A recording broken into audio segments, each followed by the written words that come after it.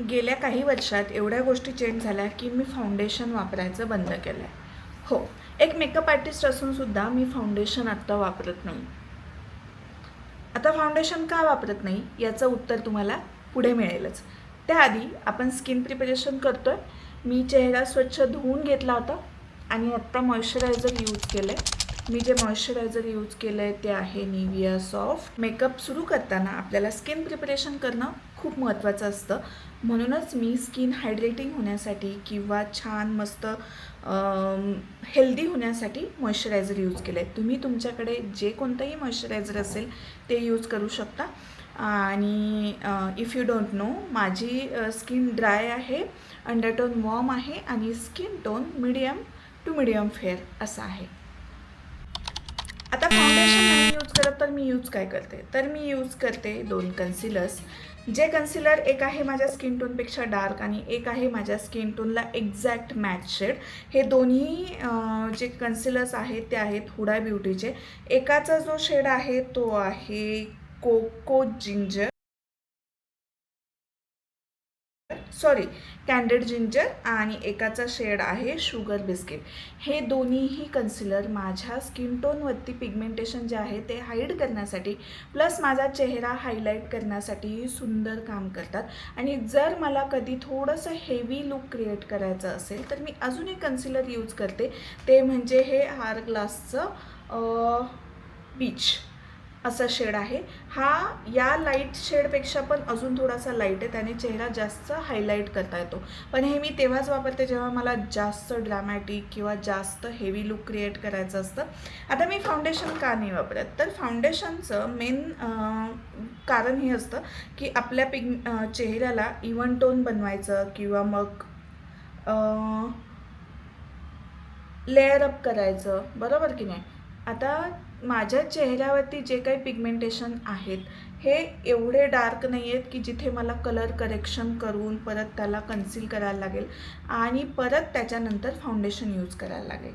त्यामुळे मी कन्सिलर्स असं यूज करते की ज्याच्यामध्ये छान कव्हरेज आहे. आजकाल बाजारामध्ये भरपूर असे कन्सिलर्स तुम्हाला मिळतील की ज्यांना खूप उत्तम कव्हरेज आहे आणि ते तुमचं पिगमेंटेशन पण छान हाईड करतं आणि चेहऱ्याला छान मस्त ग्लोई डुई किंवा तुम्हाला जर मॅटिफाईंग हवं असेल तर मॅट फिनिश पण देतं. आणि त्यामुळे उगाचच लेअरवर लेअर वाढवून मेकअप केकी करण्यापेक्षा मी प्रेफर करते की मी फक्त कन्सिलरवरती स्टिक राहील आणि मेकअप जास्तीत जास्त स्किन लाईक जास्तीत जास्त नॅचरल बनवेल. So smart.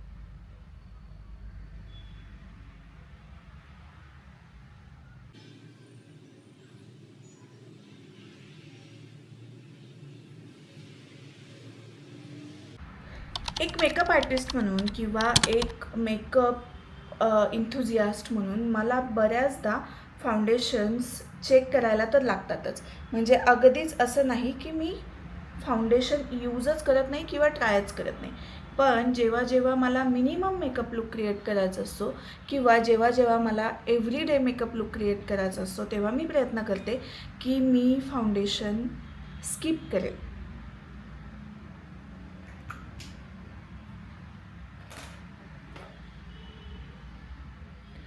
कारण फाउंडेशन जेव्हा मी यूज करत होते फ्रिक्वेंटली जास्त लेअर करून त्याला छान शार्प कॉन्टोर करत होते, तेव्हा एक गोष्ट माझ्या लक्षात येत होती की जेव्हा जेव्हा मी असं जास्त फाउंडेशन किंवा फुल फेस फाउंडेशन लावेल तेव्हा तेव्हा मला कॉन्टोर किंवा ब्लश हे सुद्धा खूप प्रॉम्प्टली करायला लागायचं. हाय कव्हरेज फाउंडेशन यूज करतो तेव्हा तुमच्या चेहऱ्याच्या नॅचरल शॅडोज किंवा तुमची जी ठेवण आहे किंवा जो आकार आहे तो सगळा फ्लॅट दिसायला लागतो. आता त्याला पूर्ववत करायचं म्हणजे पुन्हा तुम्हाला जे मिनिमम प्रोडक्ट वापरायचं आहे ते मिनिमम न वापरता फुल प्रोडक्ट यूज करायला लागायचं.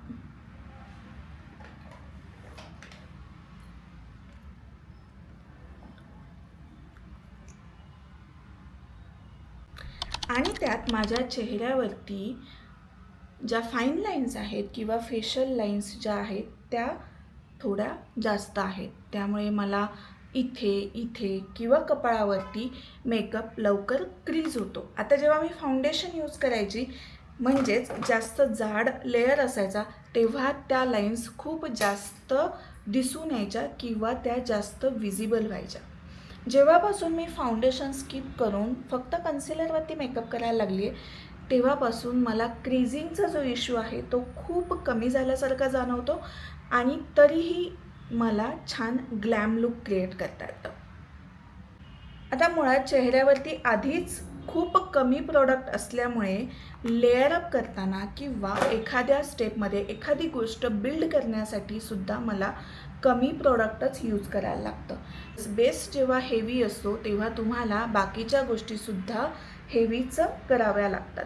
पण जेव्हापासून मी ते कट डाऊन केलं आहे तेव्हापासून माझा बेस खूप लाईट असतो, खूप लाईटवेट असतो, प्लस लेअरअप खूप कमी असतं. त्यामुळे वरती जे प्रोडक्ट यूज करायचं ते सुद्धा मला खूप कमी यूज केलं तरीही चालतं. फाउंडेशन स्किप केल्यापासून माझा मेकअपला लागणारा जो वेळ आहे तो खूप जास्त कमी झाला आहे. ते फाउंडेशन सेट व्हायला, ते ड्राय व्हायला वेळ द्यावा लागायचा. आता त्यापेक्षा कमी वेळेतच मी माझं कन्सिलरवरती काम पटपट करू शकते.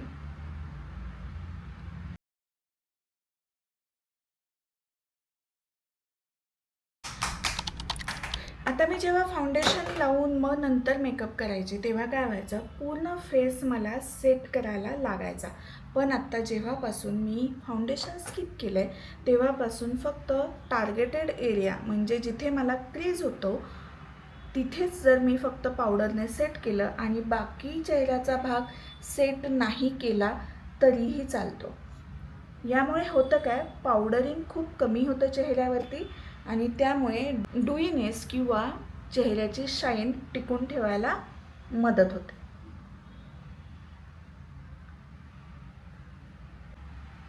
आणि पावडरिंग कमी केल्यामुळे पुन्हा पुन्हा मला ब्लश किंवा कॉन्टॉरचं ॲप्लिकेशनची गरज पडत नाही.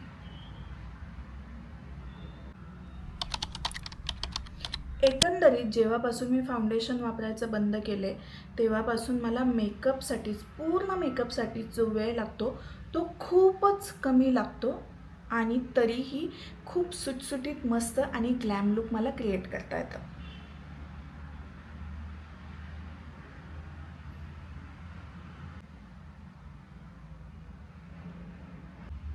मुळात चेहऱ्यावरतीच पिगमेंट कमी असतं म्हणजे हेवी फाउंडेशन नाही, हेवी कन्सिलर नाही किंवा हेवी कॉन्टोर आणि ब्लश नाही. त्यामुळे आय मेकअपसुद्धा अगदी सटल आणि साधा ठेवला तरीही तो ओव्हरऑल लुकला खूप एन्हान्स करणारा ठरतो.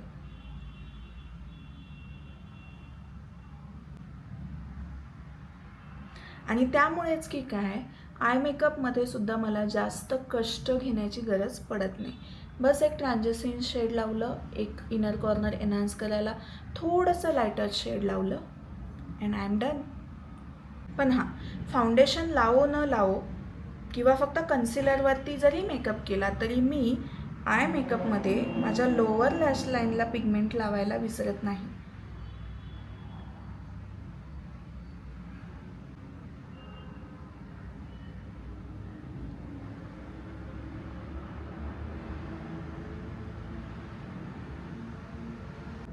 फाउंडेशन स्किप केल्यामुळे माझ्या आयब्रोजमध्ये सुद्धा प्रॉडक्ट जाऊन बसत नाही आणि फक्त आयब्रो मस्कारा यूज केला किंवा जेल यूज केलं तरीही माझे आयब्रोज ग्रूम होतात.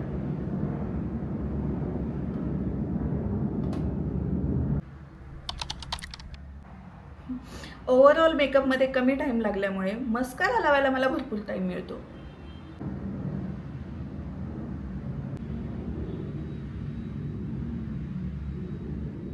आणि आता आपण करूयात लिपस्टिक.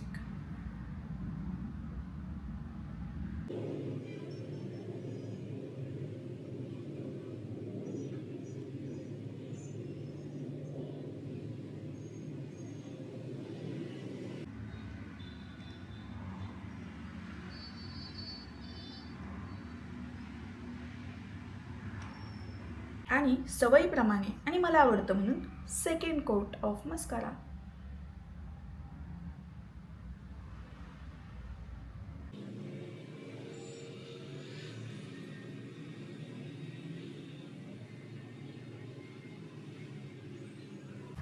आणि सगळ्यात शेवटी मेकअप फिनिश करते मी मेकअप स्प्रेनं.